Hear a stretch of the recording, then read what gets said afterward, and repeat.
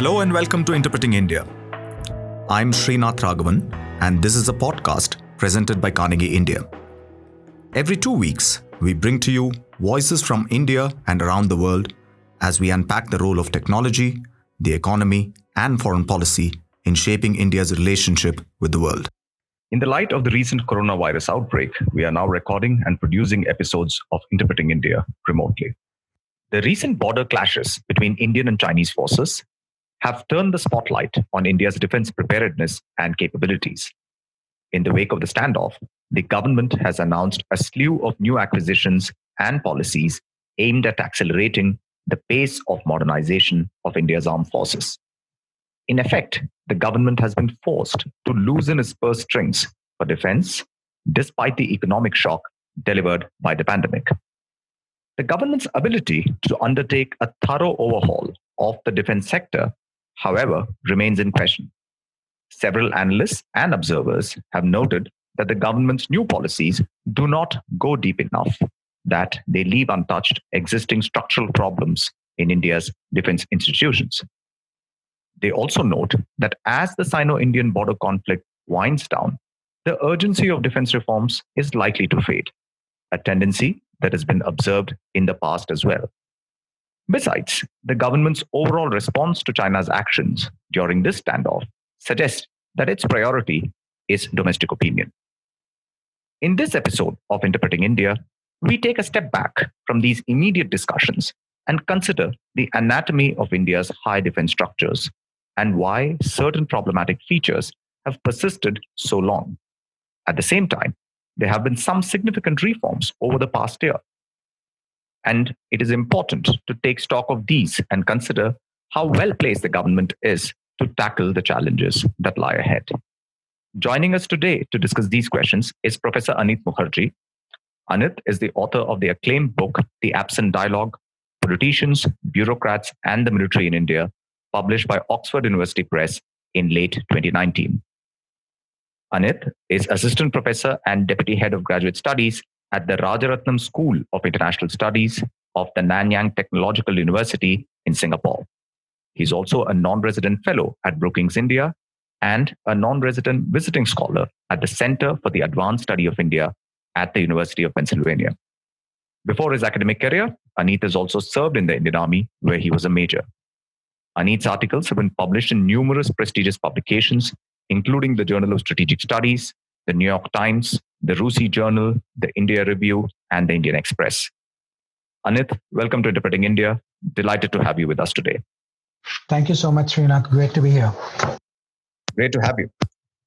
I want to begin by asking you to talk a little bit about some of the more foundational issues as far as India's defense preparedness are concerned. We've seen how in the wake of the recent crisis with PLA along the line of actual control, the government seems to have pressed the pedal, so to speak, on defense acquisitions.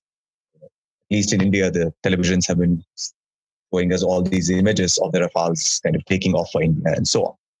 But clearly, the fact that we are doing these kinds of off-the-shelf government purchases suggests that many of the systems and processes that we have tried to put in place over perhaps the last 15 years are clearly not working as well as they should.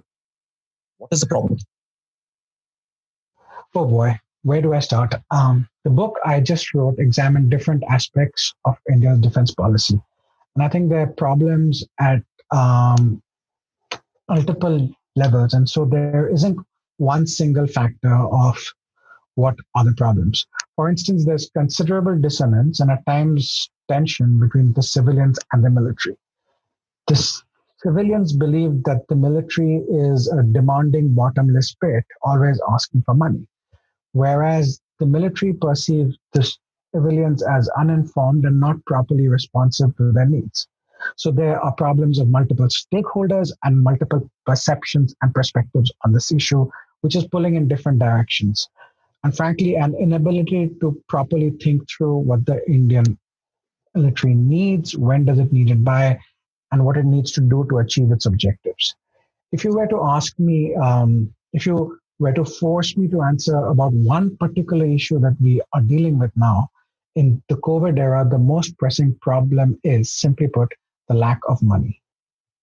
Well, I mean, the question of finances is something that is important, and I'll come to it in a little while. But it seems that even when the government has been wanting to spend money and wanting to acquire certain kinds of big platforms which are essential for defense modernization, we seem to be running into all kinds of various types of procedural and institutional difficulties, so to speak.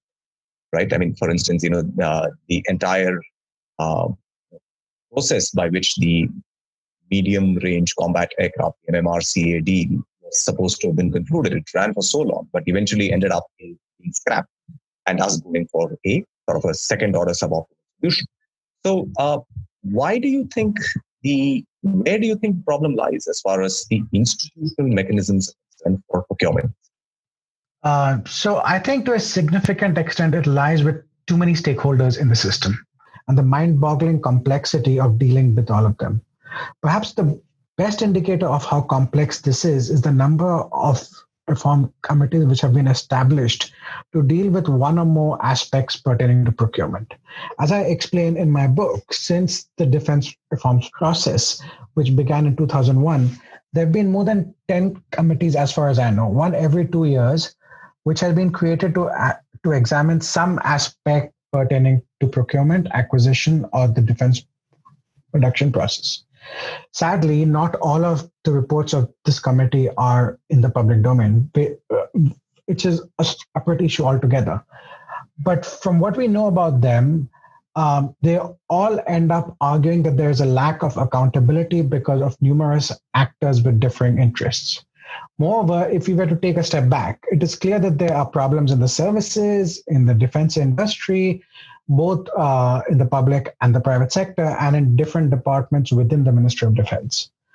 I think one of the more interesting ideas came in 2018 from what is known as the Pritam Singh Committee, which, according to some of the reports, it recommended establishing a defense acquisition organization consisting of different actors with the overall objective to push through the necessary projects through the system.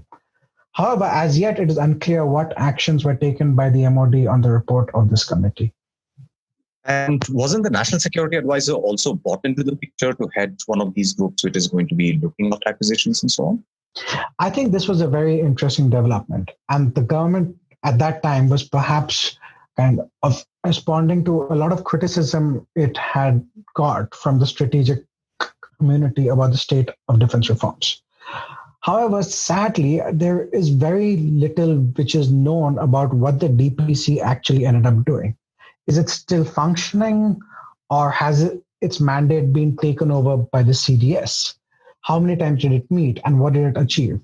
I think these are all worthwhile questions that need to be asked about the DPC. As you well know, at that point of time, when they announced the creation of the DPC, there was a lot of commentary and speculation in the media that this would be the answer to a lot of the problems that ails the procurement process. But frankly, based on what is publicly available, we simply don't know how did the DPC function. Has it been able to overcome the obstacles, or was it just a fig leaf to deflect attention? Sure.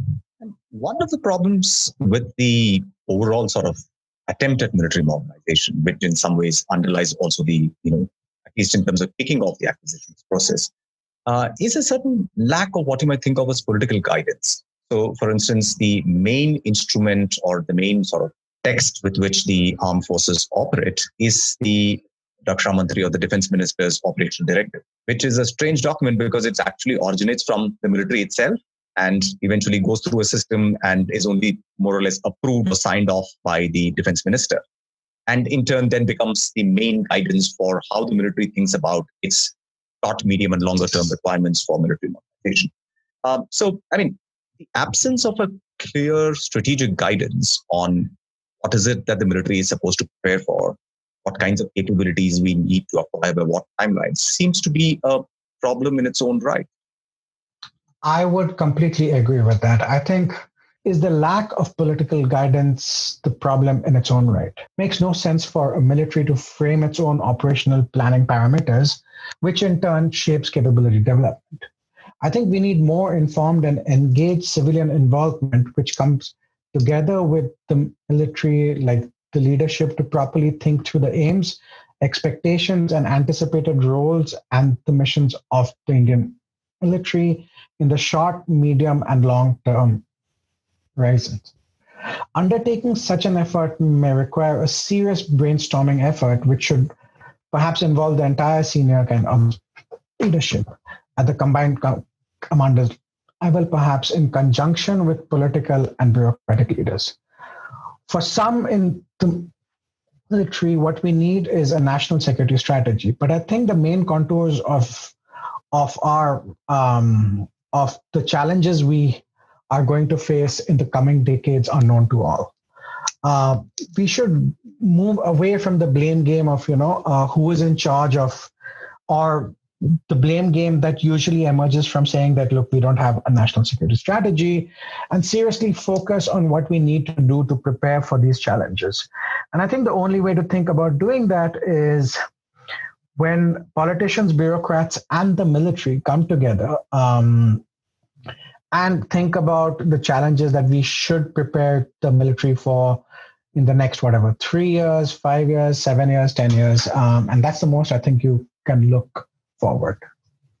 Right. And the other sort of challenge which the acquisition process seems to face, which isn't quite evident just from the organizational charts, but seems to influence the process, is a certain kind of risk averseness on the part both of the officials who are involved in this process, as well as the ministers who are signing off on, kind of big purchases and so on, especially things which are done through tenders and not through the government to government.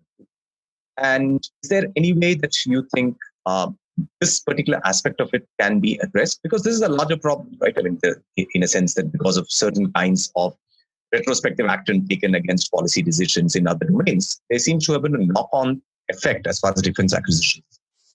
What you have just spoken of is a big problem in the system. I would completely agree with that. As you well know, since the 1987 Bofors scandals, real and alleged instances of corruption in the defense deals is a political and a sad reality. In my interviews with officials, whether they are military or bureaucrats, a lot of them have admitted to a climate of fear which permeates all of them who have to engage in contract negotiations for defense items. It does not help matters when politicians, and this is across political parties, have used investigative agencies to seemingly launch a witch hunt, right? I mean, they want to score a political brownie point, but unfortunately, officials are caught in the crossfires. So I was told more than once that officials are afraid to sign on to papers because they're afraid that at some point of time, even after they leave the service, they will be called upon for an inquiry. This attitude, while it is politically expedient, has hurt our overall defense preparedness. And so perhaps indicative of this problem, it is not surprising that over the last 2 decades, most of our big ticket acquisitions have been at a government-to-government level and not on a tender basis. So I think that is because of afraid of corruption allegations and investigative inquiries. The big ticket acquisitions we have undertaken has been at a state-to-state level and at a government-to-government level. The question of acquisitions, of course, has become all the more urgent, primarily because our own attempts and ability to produce defense equipment, especially sort of big platforms in India, have been steadily sort of not delivering. Right? Government, of course, public sector dominates this entire area of defense production. You have the ordnance factory boards, you have the defense public sector undertaking. But despite, again, multiple committees are looking at how to reform this system, there has been very little that has actually happened by way of reforms that have delivered results. Right? I mean, what we see is some periodic attempts to tinker with organizational parts. But in terms of, say, for instance, there has been repeated calls to say we need to have more private players and more competition within the system. But none of that has really come to pass. And what do you think are the sort of real problems in play there? Well, that's a great question, Srinath. What are the problems? I think so. Firstly, when we look at defense procurement and the acquisition thing, the go-to source for me is the IDSA Defense Economic Center. In case you haven't read it, I'm sure you are acquainted with it, but to all the others who are interested in this subject, there has been yeoman work being done at IDSA by the Defense Acquisition Center over there. So people like Amit Kaushish, Lakshman Behera, Group Captain Kaushal, they've all been arguing about the problems in defense procurement and acquisition. So that's a great source to start off with. To actually ask me what are the problems, I think there's so many problems on so many different levels. There are problems in the services, from the way they frame their GSQRs. GSQR stands for the qualitative, like the requirements. There are problems in the Ministry of Defense, from the organization that processes the requests that come from the services. There are problems even in defense industry. But if you were to ask me what the fundamental problem is, I think one of the biggest problems we are facing is, simply put, lack of money, which is we are not allocating enough resources, in part because a lot of it is eaten up by manpower. Now, we have seen that the gaps have been sort of raised and moved on, but still there have been manufacturers, especially outside of India, who form joint ventures with Indian partners and actually set up manufacturing entities in India itself. So I'm just wondering, do you think the latest kind of move to push the FDI cap up to 75% is likely to spur these efforts on, or are we missing some other pieces of the puzzle? I think we are still missing some pieces of the puzzle. But first, I should start by saying I welcome the announcement regarding the increase in the FDI in the defense sector. However, while the announcement has been made by the finance minister, but to the best of my information, I don't think the government has yet issued precise orders specifying the exact contours of this policy. So we are still awaiting the details of what this means for the industry. More importantly, I think perhaps this intention to allow FDI in the defense secretary, defense secretary, is in tension with the newly announced emphasis on self-reliance. So for instance, if foreign firms are unclear when they establish an industry on Indian soil under this FDI route, would they be considered an Indian entity or a foreign entity, right? If they're unclear about this, then I think, so if they are considered a foreign entity, then they would not qualify for the self-reliance initiative, which was just declared. So it would sort of rule them out of consideration for selling to the Indian Armed Forces.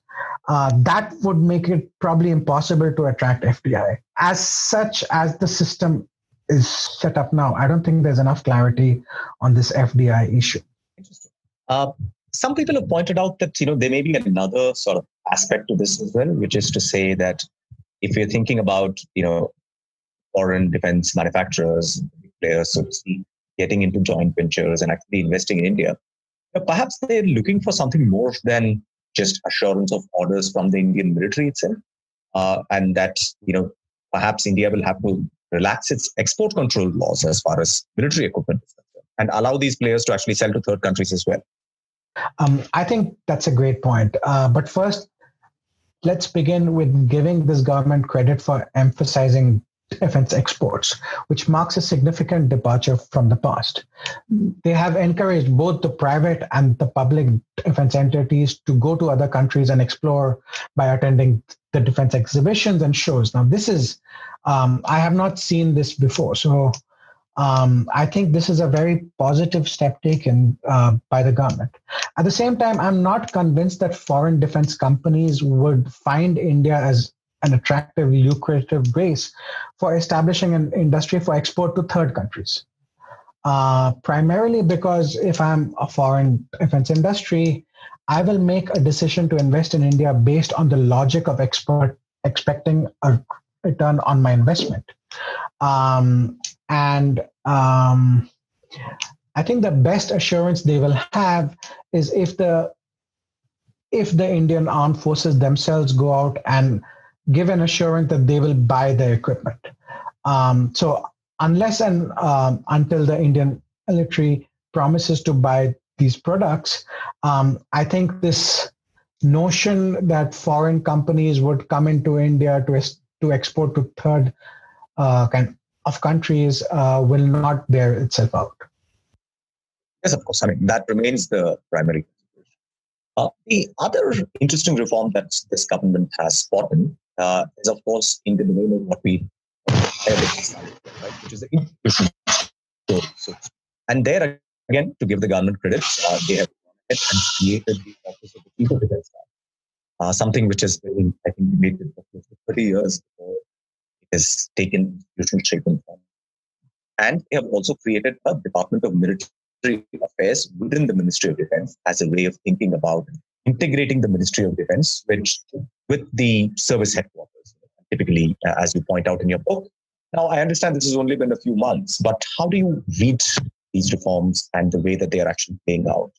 I think it's fantastic that this government has finally created the Office of the CDS. I think it's a long-standing demand since 1960s onwards, and this expectation has always been there. So the fact that the PM went out there in August, like a year ago, and created a CDS was a welcome development. I also think it's interesting that at the same time they created the office of a DMA, right, the Department of the Military Affairs. I was actually pretty gobsmacked by the announcement of the DMA, since in all these years of examining defense reforms, I had never seen this idea being articulated even once by an expert, by a professional, an academic, a service officer. I had never come across this idea for a DMA. So I was like, how did this come about? So I was intrigued as to where did this idea come from. After speaking to a few people close to it, it was explained to me that they needed to create a DMA and anoint the CDS as its head, as the government of India works through the secretary system. And the only way they could have the CDS enjoy the powers that of make him equivalent to a secretary was to create a Department of Military Affairs. I think it's interesting as of itself, and I think indicative of the state of Indian bureaucracy, that for a seemingly mundane administrative purpose, this newfangled idea was established. But to go back to your question, I think there's a lack of clarity on the precise powers of the CDS DMA and its exact configuration with the Ministry of Defense and with other bureaucracies, with the services headquarters, with the Department of Defense, like the production, for instance. Perhaps if I was to be unkind, I would say that this is indicative of a lack of back-end staff work in trying to figure out what exactly do they want. And so I would say, yes, it's still too early to tell. Give it some more time, and I would have a firmer opinion on whether it is working or not, hopefully by the same time next year. And in terms of the CDS's relationship with the service chiefs, I mean, is it working out as it was envisioned? Is the CDS first among equals, or is he turning out to be a super sort of service chief of some kind? That's a good question, and I'm not sure I have the answer to that. But I should begin by pointing out that when I was looking at the Mountbatten papers in the UK, who, as you well know, was Britain's second chief of defense staff, I saw papers that indicated the tension that he was facing in dealing with his service chiefs. So because there was a lack of clarity about the exact powers of the CDS vis-a-vis the other three chiefs, there was a lot of tension that he was facing. I would imagine that that a similar process is playing itself out even as we speak in the Indian system, that since we don't have a playbook on which to go by, since we don't know the exact powers of the CDS vis-a-vis the other three service chiefs, that there is some jockeying for power going on, which is understandable, which is natural also to a certain extent. But at the same point of time, I would think that at some point of time, the the leadership needs to come in and take a look at it again to give their views on what the architecture or the structure should look like. They should hear out the arguments from the service chiefs and the CDS and the DMA office, and then arbitrate between them, and then give clear guidance and directions on what is it that they think is the best way forward. Again, I think it could be an endless conversation if you leave it to the services, because there could be an endless back and forth in between the CDS and the service chiefs. And that's why I think it is important for civilians to come in at a certain a point of time to examine this issue again. And one of the things that was announced as part of the things which were taken in this sort of set of reforms was that the Indian Armed Forces will move to the system of integrated theatre commands, which is to say that the various commands of the Army, Navy, and Air Force, which operate in different theaters, but typically out of different locations, should now be integrated into various kinds of theatre commands. But clearly, this is again a proposal for which there is resistance from certain quarters of the armed forces. There is a certain lack of clarity about saying once the theatre commands are integrated, then what exactly is the operational role of the service chiefs? Will the theatre commands directly report to the CDS as they do perhaps in the American model, where the German Joint Chiefs are the person directly kind of takes control of all the commanders in chief of these commands? So this seems to be another very important reform which has been announced, but whose contours are unclear. What is your analysis of this? How do you see this particular piece of the reform jigsaw puzzle? I would unequivocally welcome the creation of the Joint Theatre Commands and give complete credit to the government, as I think it's a great step forward, as it would by definition enhance both effectiveness and efficiency. I think it is also to be welcomed that the government gave this proposal a 3-year time gap, right? And said that in 3 years' time, it would be implemented. But the only concern I have is I think we need to publicly debate what model of a theatre command we wish to adopt.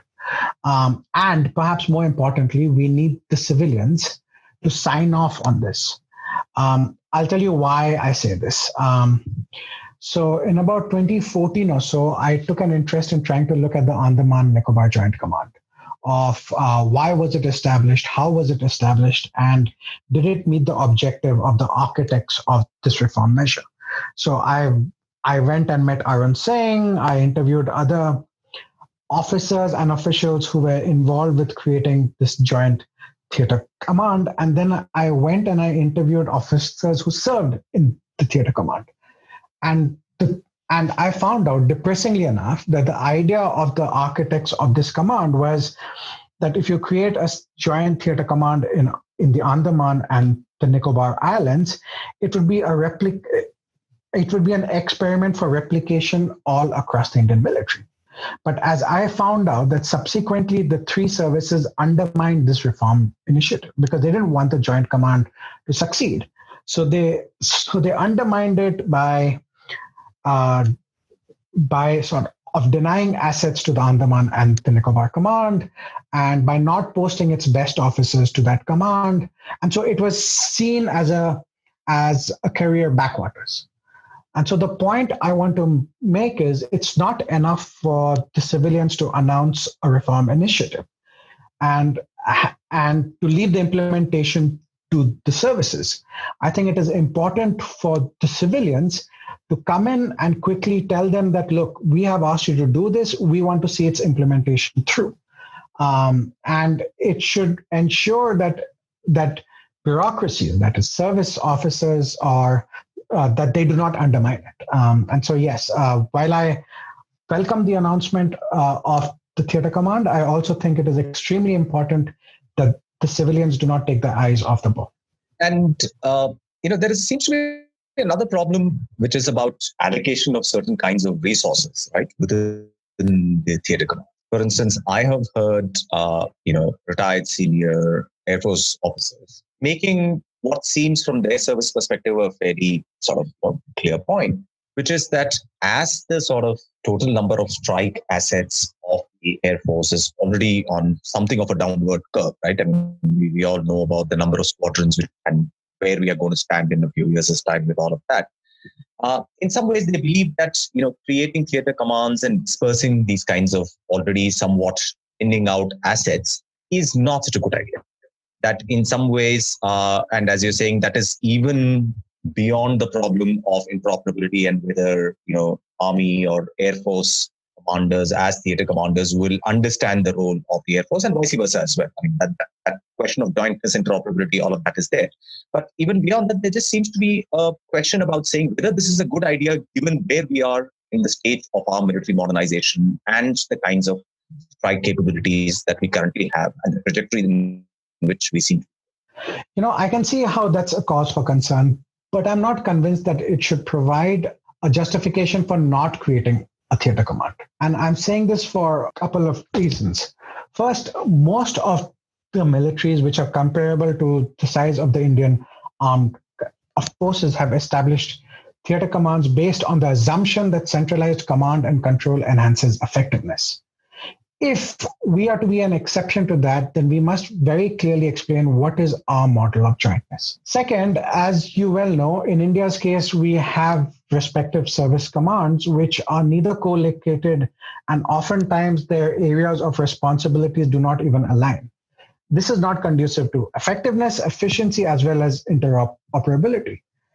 Finally, even under the current circumstances, that is, even without the creation of a theater command, the Chief of Air Staff is supposed to assess the threat situation and accordingly, he can switch his forces from one theater to another.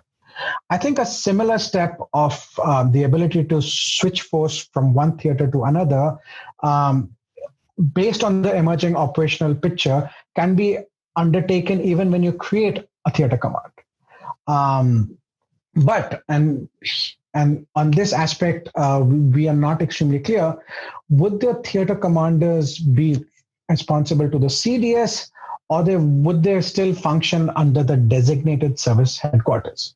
Which is to say, are we then expected to establish structures as they have done in Britain, just like the permanent joint headquarters, like the PJHQ, under the CDS, or will we have an entirely different Indian approach to this? Based on what we know, I have no clue on which way we are going. Yeah, sure. And I suppose, at some point, may not be the immediate sort of aftermath of the creation of theater commands, but at some point, the logical sense would be to get the service chiefs to actually divest their operational role and focus more on preparation, training, recruitment, preparing the force, right? And then leaving the actual operational bits to the theater commanders, who in turn will then work through the CDS, who of course will be advised by a tri-service staff. I mean, it's not that the CDS is not have that kind of advice at his disposal. I completely agree. I think in terms of where we should be going, that makes the most sense, which is in the future. I mean, he should. This person should be a chief of staff, right? Not just an operational boss, so as to speak. But I don't see indications of that happening, right? Because if I was to see indications of that happening, then I would say that the CDS and the DMA and the joint staff should then occupy the most crucial offices in South Block, or of this new kind of headquarter or the new establishment. The day that happens, I would say that's a good sign for this PJHQ concept. But since that is not happening and there's a lack of clarity about operational ownership, I think we are muddling through this a little bit. Well, given that it's taken so long, I think it's preferable to muddle through rather than not have it. To that extent, I'd say, as you say, still welcome. Fair point. So, just to sort of shift focus from what should happen in the long run to what perhaps is happening in the short run, even as we're speaking, which is to say that, you pointed out right up front that one of the most significant constraints that we have, a kind of a binding constraint on military modernization, is the sort of state of defense financing and how much fiscal ability the government will have in order to be able to do this, question of defense modernization. Now, there are two parts to this problem. The first, of course, is that, already India was on something of a global trajectory before the coronavirus came along. And now it's going to be quite clear that, we are going to see a significant economic contraction this year and recovery perhaps switching to forward. So clearly the overall pie from which defense acquisitions have to come is going to become somewhat smaller. The second is about saying that, even within what is available, it is now clear that capital acquisitions are getting a smaller share than current expenditure, which is pay pensions and other kinds of liabilities. So I just wonder, given these two realities, one, which is that, the existing pension liabilities, etc., cannot change, and that will put a sort of squeeze on the capital budget. But at the same time, the overall pie is also not going to be growing so dramatically that, sort of weather that particular problem. So how should we be thinking about the priorities for defense and military? Now, clearly, this is the sort of question I would imagine that a CDS should be well positioned, at least institution, to be able to tackle. But if you were, telling the CDS to look for three things, what would they? I think the problem and the question you just asked is the problem from hell, right? Because you're absolutely right. We are spending too much on manpower. We are spending too much on just paying salaries and pensions. So this problem should animate all of our senior officials, whether they're bureaucratic, political, or the military officials. So the three things I would suggest is, firstly, we need to rethink a reliance on a manpower-intensive army. It is simply unsustainable to have such a large army and then to expect that we'll have the funds to modernize them.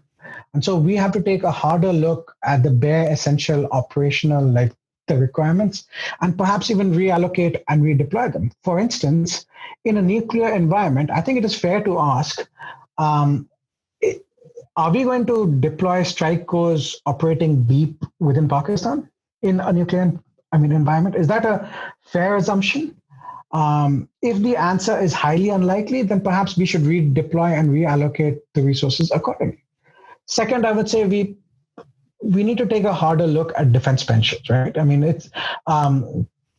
I saw a really interesting paper done at IDSA, which basically analyzed this issue and then argued that from 2005 to 2020, the outlay for defense pensions has increased by almost 10 times.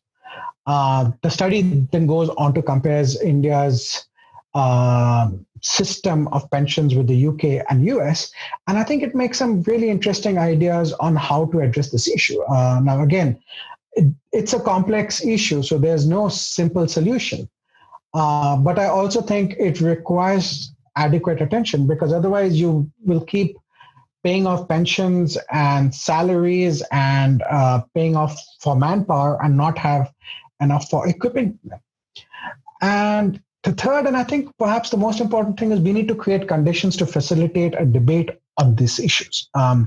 Just like, and this is with due apologies to the Post, just like democracies die in darkness, ideas cannot emerge without more information being available to researchers. So for instance, it will be nice to have a look at the Shakatkar committee, which was explicitly tasked to reduce the manpower in the military. What ideas did they come up with? How were these ideas implemented?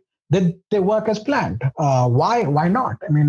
I think it makes no sense that a committee that was explicitly tasked to look at manpower, the ways to enhance combat effectiveness by decreasing the manpower is still not available in the public domain. If there's something secret about it, just redact that committee report.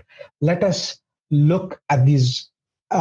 We should be able to analyze the data and look at the reports and come to our own conclusions. Ultimately, it is unrealistic to expect outside experts to come up with suggestions when they have very little research stuff to work with. Anit, one last question, which is that, if we have to sort of think about a roadmap or the kind of military we want, both in terms of organizational structures, in terms of capabilities, and in terms of, what kinds of situations that it needs to train for, how it builds the kind of interoperability that you've been talking about. Perhaps all of these things are best done through a well-staffed and properly empowered chief of defense staff. Now, this is something that you have argued for many years, even before the reform actually came about. But do you think there is a danger that the chief of defense staff is also in some ways getting sucked into kind of, here and now operational kind of questions? I mean, we saw, for instance, now I'd imagine that in a crisis like that, he would have to be involved. But do you think that there is a danger that the office of the CDS might just end up spending more of its time in thinking about the here and now, rather than these kinds of root and branch reforms that you have been so persuasively arguing for many years now? Yes, I'm afraid so. I'm not sure it is best for the CDS to involve so prominently in this immediate crisis with China. He has to be in the picture, of course. But I think it is more important for him and the DMA to come up with a vision, like a document of some sort, a roadmap, if you will, of what his priorities are and how he expects the interface with the various, like the departments in the MOD and the other services to evolve. As an author, you understand this well, right? You understand that the act, that as soon as you start to write, it forces you to think clearly. I think the CDS and the DMA and the staff officers therein should commit themselves to this punishment, so as to speak, and come up with a vision document, right? And that can look at various issues. It need not just think about how to deal with other bureaucracies, but think about other very important issues that are not getting adequate attention. For instance, professional education in the armed forces. For instance, the NDU. I think the CDS and the staff officers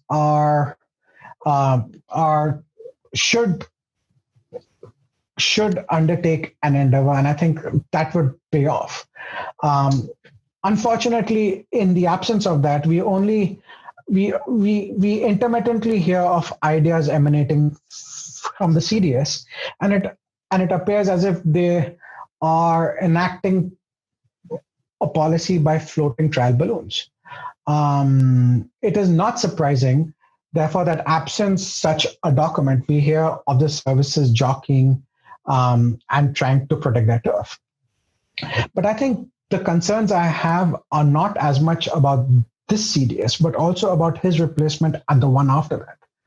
Are we thinking of grooming the best officers from the three services and giving them the proper exposure to assume this post? How then should we select officers to staff the DMA, for instance?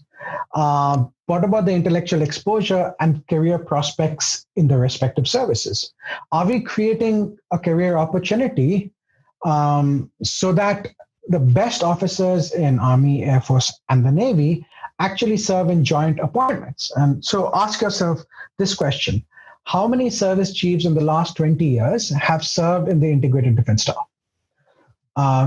As far as I know, approximate maybe 2 out of 20, which I think is somewhat indicative of the amount of emphasis that the services place in where they want to send their best officers. Definitely not to the joint staff. So the CDS needs to think of a way to incentivize officers to serve at joint staff levels and say that, look, if you serve at joint staff levels, it will not harm your career in your services. In fact, it will be seen as a step up.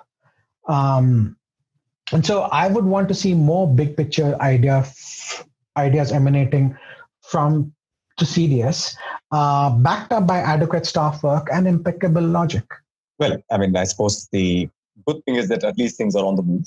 And let's hope that powers that be do listen to people like you, thinking and writing about these things. Anit, thanks for being on the podcast today. It's been great to chat with you. Thank you so much, Srinath. I really enjoyed speaking with you too.